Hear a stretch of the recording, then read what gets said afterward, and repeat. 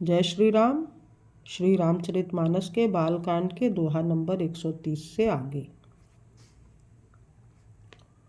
देखी रूप मुनि बिरत बिसारी, बड़ी बार लगी रहे निहारी। लक्षण तास बिलोक भुलाने, हृदय हर्ष नहीं प्रगट बखाने। उसके रूप को देखकर मुनि वैराग्य भूल गए और बड़ी देर तक उसकी ओर देखते ही रह गए।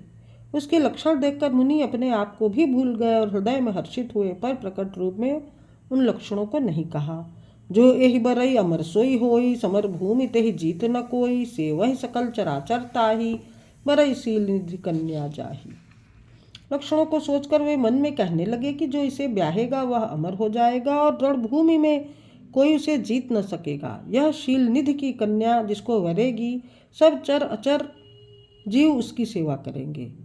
लक्षण सब विचारी उर राखे, कछुक बनाई भूप सन भाखे। सुता सुलक्षण कहे नृप पाही, नारद चले सोच मन माही। सब लक्षणों को विचार कर मुनि ने अपने हृदय में रख लिया और राजा से कुछ अपनी ओर से बनाकर कह दिया। राजा से लड़की के सुलक्षण कहकर नारद जी चल दिए, पर उनके मन में यह चिंता थी कि करो जाय सोई जतन बिचारी। जहि प्रकार मोहि बरय कुमारी, जप तप कछु न होई तेहि काला। हे विधि मिलई कवन विधि बाला। मैं जाकर सोच विचार कर अब वही उपाय करूं जिससे यह कन्या मुझे ही वरे। इस समय जब तब से तो कुछ हो नहीं सकता। हे विधाता, मुझे यह कन्या किस तरह मिलेगी। दोहा। यही अवसर चाहिए परम शोभा रूप विशाल, जो बिलोक रीझ है कुंवरी तब मेले जयमाल। इस समय तो बड़ी भारी शोभा और विशाल सुंदर रूप चाहिए, जिसे देखकर राजकुमारी मुझ पर रीझ जाए और तब जयमाल मेरे गले में डाल दे। हरिसन मांगो सुंदर ताई, हुई है जात गहरू अति भाई। मोरे हित हरिसम नहीं कोऊ, यही अवसर सहाय सोई हो। मैं एक काम करूं कि भगवान से सुंदरता मांगूं, पर भाई उनके पास जाने में तो बहुत देर हो जाएगी। किंतु श्री हरि के समान मेरा हितु भी कोई नहीं है, इसलिए इस समय वे ही मेरे सहायक होंगे। बहुविधि विनय कीन तेहि काला, प्रकटे प्रभु कौतुकी कृपाला। प्रभु बिलोक मुनि नयन जुड़ाने, हुई है काजु हिये हर्षाने। उस समय नारद जी ने भगवान की बहुत प्रकार से विनती की, तब लीलामय कृपालु प्रभु वहीं प्रकट हो गए। स्वामी को देखकर नारद जी के नेत्र शीतल हो गए और वे मन में बड़े ही हर्षित हुए कि अब तो काम बन ही जाएगा। अति आरत कही कथा सुनाई, करहु कृपा करी होहु सहाई। आपन रूप देहु प्रभु मोही, आन भांति नहीं पाओ ओही। नारद जी ने बहुत आर्त दीन होकर सब कथा कह सुनाई और प्रार्थना की कि कृपा कीजिए और कृपा करके मेरे सहायक बनिए। हे प्रभु, आप अपना रूप मुझको दीजिए और किसी प्रकार मैं उस राजकन्या को नहीं पा सकता। जहि विधि नाथ होई हित मोरा, करहु सो बेगी दास मैं तोरा। निज माया बल देखि विशाला, ही हंसी बोले दीन दयाला। हे नाथ, जिस तरह मेरा हित हो आप वही शीघ्र कीजिए, मैं आपका दास हूँ। अपनी माया का विशाल बल देख दीन दयालु भगवान मन ही मन हंसकर बोले। दोहा। जहि विधि होई है परम हित, नारद सुनहु तुम्हार। सोई हम करब न आन कछु, वचन न मृषा हमार। हे नारद जी सुनो, जिस प्रकार आपका परम हित होगा हम वही करेंगे, दूसरा कुछ नहीं। हमारा वचन असत्य नहीं होता। कुपथ माग रुज व्याकुल रोगी, बैद न दे सुनहु मुनि जोगी। यही विधि हित तुम्हार मैं ठयऊँ, कही अस अंत रहित प्रभु भयऊ। हे योगी मुनि सुनिए, रोग से व्याकुल रोगी कुपथ्य मांगे तो वैद्य उसे नहीं देता। इसी प्रकार मैंने भी तुम्हारा हित करने की ठान ली है। ऐसा कहकर भगवान अंतर ध्यान हो गए। माया विवश भये मुनि मूढ़ा, समुझी नहीं हरि गिरा निगूढ़ा। गवने तुरत तहाँ ऋषिराई, जहाँ स्वयंवर भूमि बनाई। भगवान की माया के वशीभूत हुए मुनि ऐसे मूढ़ हो गए कि वे भगवान की अगूढ़ स्पष्ट वाणी को भी न समझ सके। ऋषिराज नारद जी तुरंत वहां गए जहां स्वयंवर की भूमि बनाई गई थी। निज निज आसन बैठे राजा, बहु बनाव करि सहित समाजा। मुनि मन हरस रूप अति मोरे, मोहि तजि आनहि बरहि न भोरे। राजा लोग खूब सज धज कर समाज सहित अपने अपने आसन पर बैठे थे। मुनि नारद मन ही मन प्रसन्न हो रहे थे कि मेरा रूप बड़ा सुंदर है, मुझे छोड़ कन्या भूल कर भी दूसरे को न वरेगी। मुनि हित कारण कृपा निधाना, दीन कुरूप न जाई बखाना। सो चरित्र लखि काहू न पावा, नारद जान सबहि सिर नावा। कृपा निधान भगवान ने मुनि के कल्याण के लिए उन्हें ऐसा कुरूप बना दिया कि जिसका वर्णन नहीं हो सकता। पर यह चरित कोई भी न जान सका। सबने उन्हें नारद जी ही जानकर उनको प्रणाम किया। दोहा। रहे तहाँ दुई रुद्रगण ते जानहि सब भेव, विप्र वेश देखत फिरहि परम कौतुकी तेव।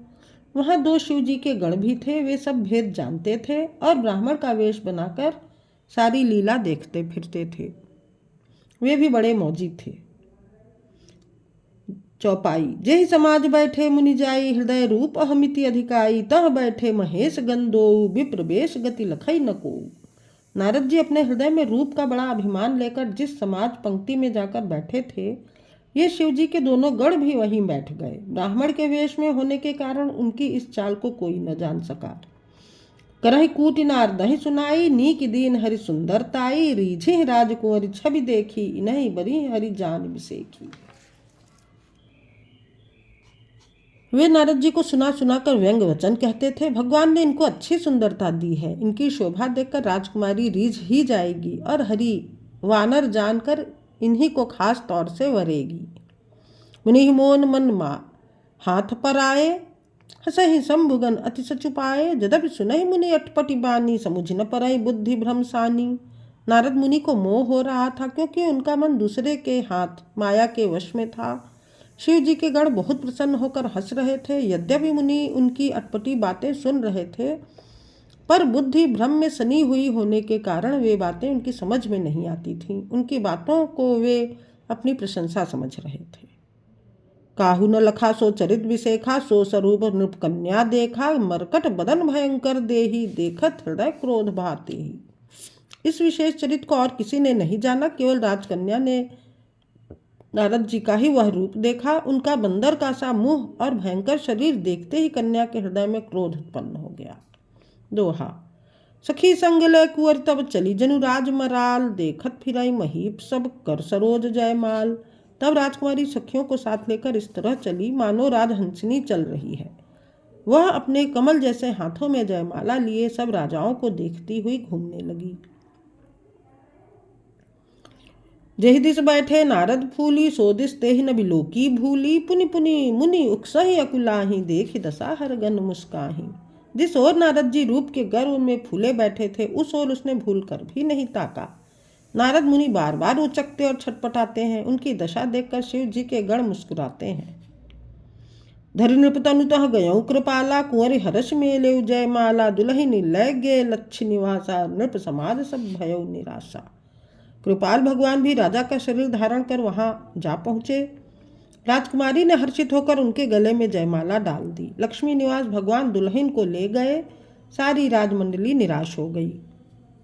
मुनि अति विकल मोहमती नाठी, मनि गिर गई छूटी जनुगाठी। तब हरगन बोले मुस्काई, निज मुख मुकर बिलो कहीं जाई। मोह के कारण मुनि की बुद्धि नष्ट हो गई थी। इससे वे राजकुमारी को गई देख बहुत ही विकल हो गए, मानो गांठ से छूटकर मणि गिर गई हो। तब शिव जी के गणों ने मुस्कुराकर कहा, जाकर दर्पण में अपना मुंह तो देखिए। अस कही दो भागे भय भारी, बदन दीख मुनि बारी निहारी। वेश बिलो की क्रोध अति बाढ़ा, तिन्हि सराप दीन अति गाढ़ा। ऐसा कहकर वे दोनों बहुत भयभीत होकर भागे। मुनि ने जल में झांक कर अपना मुंह देखा। अपना रूप देखकर उनका क्रोध बहुत बढ़ गया। उन्होंने शिव जी के उन गणों को अत्यंत कठोर श्राप दे दिया। दोहा। हो निशाचर जाई तुम कपटी पापी दो, हंसे हमहि सो लेहु फल, बहुरे हंसे मुनि को।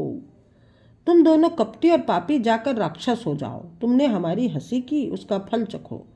अब फिर किसी मुनि की हंसी मत करना। दोहा नंबर 135। जय श्री राम।